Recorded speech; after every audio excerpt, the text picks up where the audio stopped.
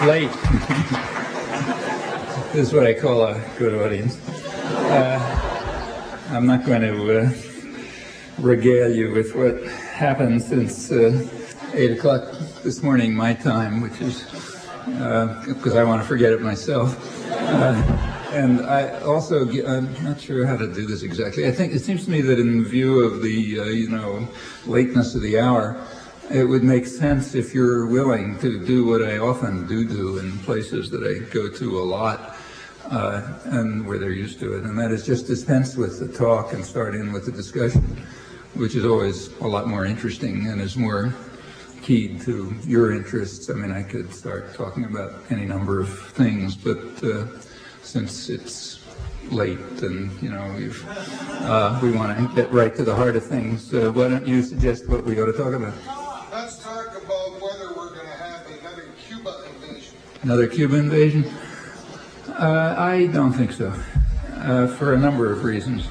The main reason is that the guys who, the American business community is not in favor of it at this point, and they have plenty of clout. Now, it's conceivable that jingoist fanaticism will overwhelm, the interest of those who really run the country, but it doesn't look likely. I mean, what's happening in the case of Cuba is kind of like what happened in the case of Vietnam. The U.S. policy toward Cuba or Vietnam or Nicaragua is completely understandable. I mean, you simply have to think in terms of, say, some neighborhood in Chicago or maybe Vancouver, where the local mafia don is running the thing, and some storekeeper says he's not going to pay his protection money. Well, you don't just, you send your goons in and you get the money, but you don't stop there. You got to break his legs or kill him or, make sure that other people understand that that's not the kind of thing you do. And that's what's been driving U.S. policy. It's what drove U.S. the U.S. had basically won the war in Vietnam by the early 70s in any reasonable sense. But I didn't get maximal goals, but they got the main ones. But you have to show other people in the neighborhood that that's not the way you behave. So you have to really torture them. And they continued to torture them as long as they could, one excuse after another, each excuse more ridiculous than the last one, until something happened. Other people in the neighborhood stopped being intimidated and started going in, and the Japanese slowly moved in, and then the Europeans slowly moved in, and pretty soon the American business community, things got to the point where they recognized that, well, it's kind of useful and maybe even fun to torture people and kick them in the face. It's much more important to make money. And when you there comes a sort of transition point when you switch, and when that transition point came, all of a sudden it turned out that Vietnam was being forthcoming on the MIAs and making great progress in human rights and so on and so forth. So therefore American businesses could go in and get their share of the take. And that's pretty much what's happening in the case of Cuba, I think. I've got a suggestion. We're constantly being bombarded by... Is somebody talking? Yeah, can I make a suggestion? Yeah. We're constantly being bombarded by the media. It's almost a complete and total one line, and that is we have to pay back our debt. I'm sure you're having the same thing in your country. There's the same thing in Western Europe and in Eastern Europe. Rarely in my life, and I'm over 50 now, have I seen such a universal, chorus that has, no dissenting voices. And I wondered if you might comment on that. Yeah, it's not true that there's no dissenting. I mean, I don't want to talk about Canada. You know much more than me. But let me talk about the United States, where there is a dissenting voice, like, the overwhelming majority of the population. And you see that right now. Simply have a look at what's going on in the primaries. A couple of months, up to a few months ago, the top priority for both political parties was getting rid of the deficit and, balancing the budget and so on. That was the top priority for both parties. The only difference was whether you do it in, 7 years or 7 years and 2 months or something like that. The government kept being closed down over this for a couple of months. And in the press, headline, we got to balance the budget, Americans voted for a balanced budget, and so on. Anybody who had been looking at the polls knew that this was total nonsense. The public was overwhelmingly opposed to this on any realistic grounds. If you asked, in fact, if you looked at the polls, they were always they had two kind of questions. There was one question for the headline writers, and that question was, would you like to have a balanced budget? And on that, everybody says yes. I mean, I would say yes. It's like asking, would you like to have your household debts magically removed? Sure, But then when people were asked, would you like to have a balanced budget if, and then comes any realistic assumption, cuts in education or health or environmental protection or you name it, it quickly became overwhelmingly no. You couldn't, so the first question was for the guys who write the headlines or on National Public Radio and so on, but the questions down at the bottom, they were for the people who have to keep their finger on the public pulse, like the public relations industry and the propaganda system and everyone else. They have to know what people are thinking. You're going to try to control minds. You have to know where they are.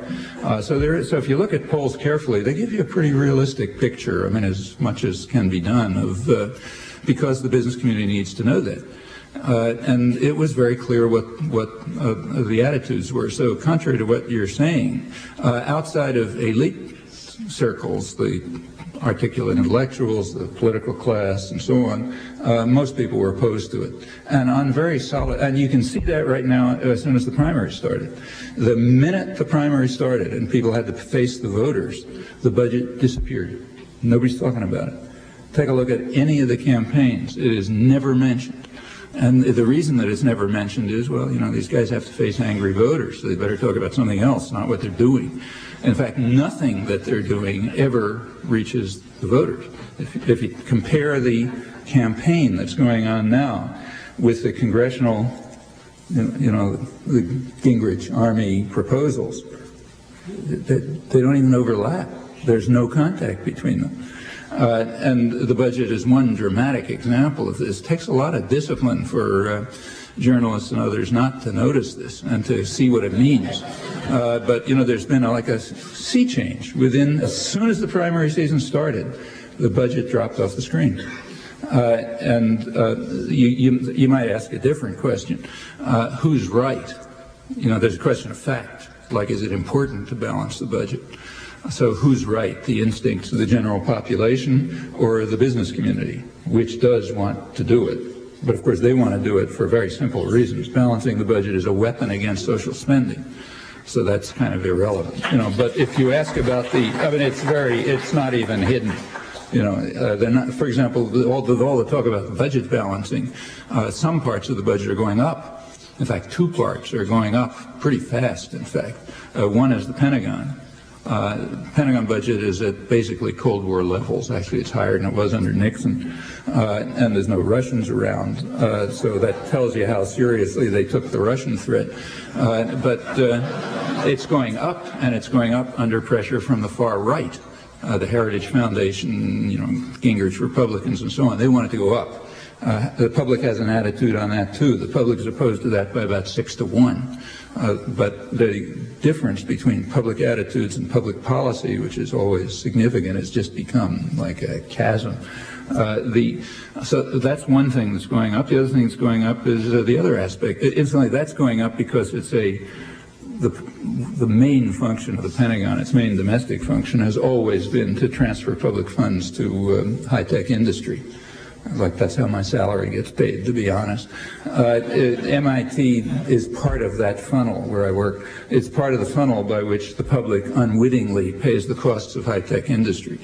And the whole of the modern economy, if you look through it, is crucially based on this. So the Pentagon has to not only stay, but in fact go up. The other part of the federal budget that's going up, state budgets too, is the other part of the security system, jails. The crime hasn't changed in about 20 years, at least if you can believe the FBI. But the perception of crime has changed radically, and that's propaganda. It's the effect of propaganda to try to make people, if crime is serious, but it's no more serious than it was 30 years ago. And the people who are scared are not the ones who are harmed by it. Crime mostly harms the poor. It's mostly poor people harming each other, and they're not the ones who are saying, let's build more jails. The propaganda about crime, like the propaganda about drugs, is a technique of population control. For one thing, it targets a superfluous population. It targets people you want to get rid of, like the kind of people who in, say, Colombia, you send the death squads after. They're kind of superfluous. In fact, it's very carefully shaped, the whole crime story, to attack black males. Primarily. So if you look at the population of black males, they're being devastated by this, and it was specifically targeted for them. There's virtually no doubt about it. So on the one hand, it has that effect. And the race-class correlation is close enough. It's not perfect, but it's close enough in the United States, so you're also going after poor working people this way. People you really don't want around, like, the people you send out into the desert or kill or something in less civilized countries than ours. So while crime is, and the other thing it's doing is scaring everybody else. Well, that's a technique of population control. If you're kicking people in the face, you're harming them, and most people are getting harmed by social policy, you want them to think about something else. You want to be afraid of something, like the Jews or the homosexuals or somebody or other. Everybody hits the same technique, because there aren't a lot of techniques around. And in this case, one way of terrifying the population is crime. The other is crazed Arabs and all sorts of other things, but crime right at home is a good one. So since 1980, if you go back to 1980, the U.S. was kind of at the high end of the industrial world in incarceration, but now it's off the spectrum. During the Reagan years, the number of prisoners tripled without any change in the crime rate, and under Bush and Clinton, and now it's going up even faster. We long ago left South Africa behind. Russia was left behind a long time ago. Actually, Russia caught up for a while after the reforms started, and it began to understand how to behave. But now we've passed Russia again, and we're just off the scale in terms of per capita incarceration, and it's still going up. Well, that's that has a lot of effect. I mean, it's gotten to the point where, incidentally, crime rates in the United States are not particularly, they're high, but not unusually high. So if you compare the United States with other industrial countries, again, the U.S. is kind of at the high end, but not. I don't even think it's first in anything. There's one crime in which the United States really is totally by itself, and that's homicide with guns. But that has nothing to do with crime. That's because of the crazy gun culture. So like if there's domestic, where it would be domestic, like a domestic problem in some other country ends up somebody getting murdered in the United States because there are guns all over the place. But if you take that aside, you look at, robberies, rapes, car thefts or whatever, the U.S. is at the high end, but not unusually so. On the other hand, the rate of incarceration, which was not very different from other industrial countries around 1980, is now radically different.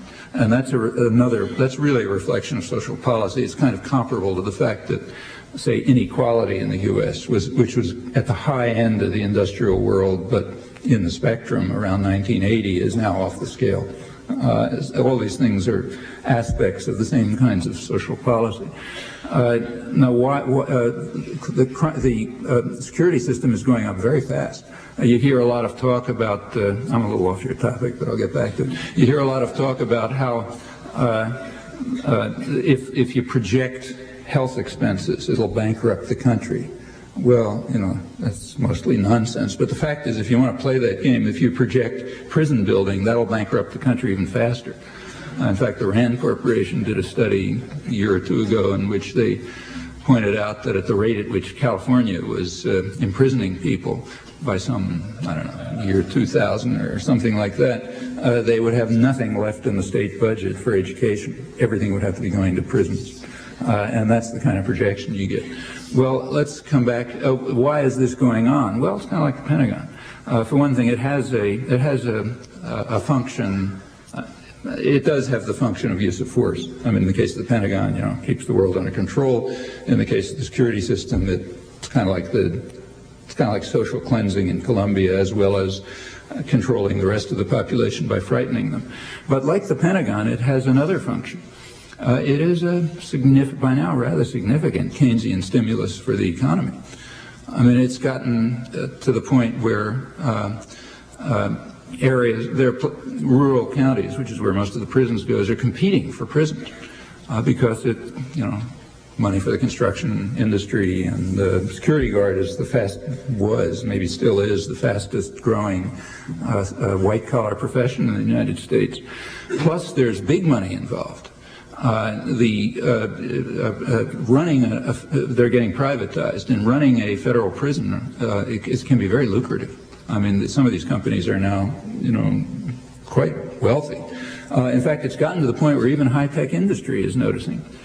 They figure they may have another scam alongside the Pentagon to feed off public funds. So it got to the point where the Wall Street Journal, about 2 years ago or so, had an article discussing the opportunities for high-tech industry to get into the security business. You implant electrodes in people, and you have supercomputers, having them under surveillance and so on. It's not crazier than, shooting down missiles in outer space or something like that. These are all kind of covers for getting new technology funded, and while this is nowhere near the scale of the Pentagon, it's noticeable. The big investment firms like Merrill Lynch and so on are floating tax-free bonds for prison construction. So it's into big business. So here's these are the two parts of the state system which are in fact growing, which again tells you something about how much they want to balance the budget. Well, the budget balancing has to be very carefully honed. It has to be used as a weapon against any part of the government system that goes to other than the rich. The part that goes to the rich, that goes up. Or the part that's there for population control, that part of the budget goes up. Well, coming back to the first question, who's right from an economic point of view about balancing the budget? Like, just how important is it? Should one think it's an important thing to do? The public thinks it isn't. The business world thinks it is, but for reasons that are irrelevant. Irrelevant on economic grounds, at least. But if you ask on economic grounds, is it the right thing to do, what's the answer?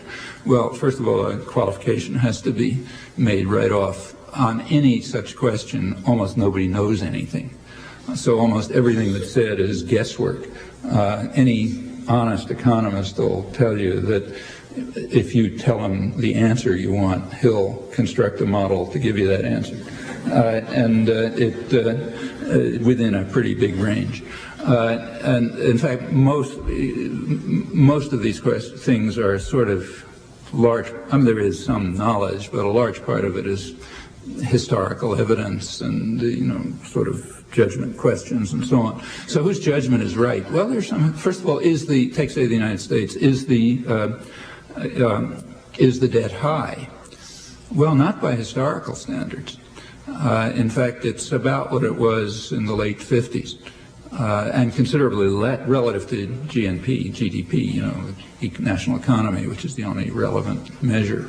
It's less than it was, say, in the early 50s. In fact, it's much less than it was during the biggest growth period after World War II.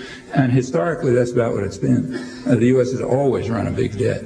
It kept turning over. It used the debt to invest and pay off the debt through growth and also cutting it back through inflation. Up until throughout the whole 19th century, during the really big growth periods, the U.S. had very higher debt than it has now.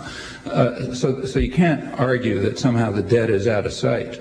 I mean, it did grow very fast during the Reagan years. In fact, most of the debt is Reagan debt. But that was, again, to cut social spending. And it's substantial because of the Reagan years, but not by historical standards, certainly not out of line by historical standards. In fact, I think the U.S. deficit is not debt, remember, the U.S. deficit is now the lowest in the OECD relative to the economy. It's right alongside Japan. I forget which one's lower, but the U.S. and Japan, I think, are the two lowest in the industrial world relative to the economy. So it's not, no major, it's like some catastrophe or something. It's well within historical range and not even noticeable particularly. Furthermore, there's also evidence about the effect of running deficits. There have been a couple of times, I think about half a dozen times in American history, when there has been an attempt to balance the budget. And in fact, every single one of them has led pretty quickly to either recession or deep depression. On the other hand, here it gets tricky, but there are some studies, the only studies that have been done, as far as I know, most of them done by an economist named Robert Eisner at Northwestern, which have been attempts to estimate, to try to work out the effect of a deficit on things like investment, growth, anything you can measure. It turns out there's a not huge, but somewhat positive effect to running deficits. And the reason is not very surprising. After all, every business runs deficits all the time. Every business is in debt. Every household is in debt. Everything that functions is in debt all the time. You're in debt because you're trying to do something. Now, of course, if you use debt is neither good nor bad. I mean, if you use the debt to, gamble at Las Vegas, it was a bad debt. If you use the debt to to send your kids to college or, buy a car or start a business or something, then it can be a good debt, okay, from the point of view of economic gain and other things. It depends what you do with it. And if the borrowing is used intelligent, for example, if government borrowing goes into building infrastructure and improving education and health and so on, so there's a more viable society down the road, there'll also be more growth, more income, you pay off the debt. That's what matters. What matters is wise investment in people's lives and the way they live and what's produced and so on and so forth. And of course, wise investment is going to involve debt. Public spending is, in fact, a major way in which any economy grows, sometimes in a healthy way, sometimes a destructive way. It depends what you do with it.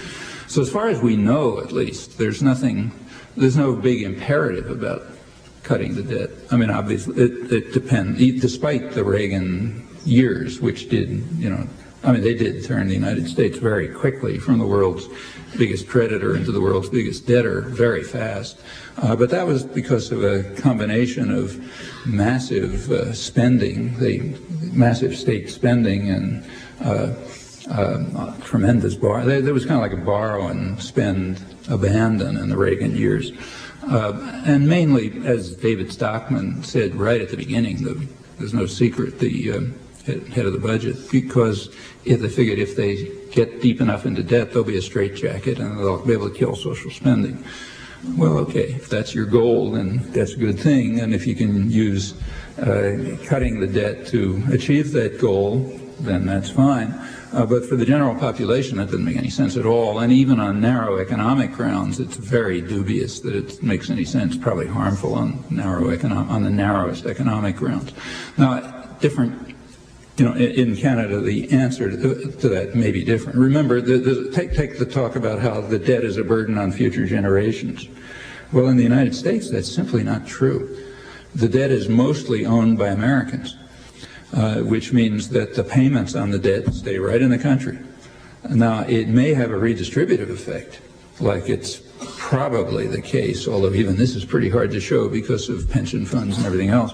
But it's, you'd guess that it's the case that richer people hold more of the debt than poorer people, proportional income. But if that's true, then the debt will indeed have a redistributive effect, in fact, a regressive redistributive effect, although even that's challenged. But that you take care of by other means, like, say, more progressive taxation. So those are not big social problems. I mean, there's nothing unworkable about the social problems. The debt the payment on the debt just almost all stays inside the country, just gets reshuffled around in complicated ways. So there's no burden on future generations. I mean, the burden on future generations is if you don't leave them with a viable society. like if your children and your grandchildren are going to go into society which doesn't have roads and bridges and people aren't educated and people are dying of diseases and so on and so forth, yeah, then it's not going to be a nice life for them, and in fact they won't be able to maintain anything like the lifestyle people have now. But in order to achieve those goals, to create a viable society, public spending is absolutely a necessity. Furthermore, the business community knows it. That's why they insist on the Pentagon staying high, because that's the form of public spending they like. They don't call it public spending, but that's a method whereby the general public pays the costs of research and development and so on, and basically, creates the high-tech system, which is then handed over, and not just engineering and so on. Same is true of biotechnology and everything else. Hard to find a dynamic sector of the economy where that hasn't been a major factor. So yeah, there is that kind of public spending. But what about the other kind? I mean, what about helping develop a society in which a human being would want to live? Would want to live and would want to work and would want to work productively and so on and so forth. Well, that's public responsibility. Now, how that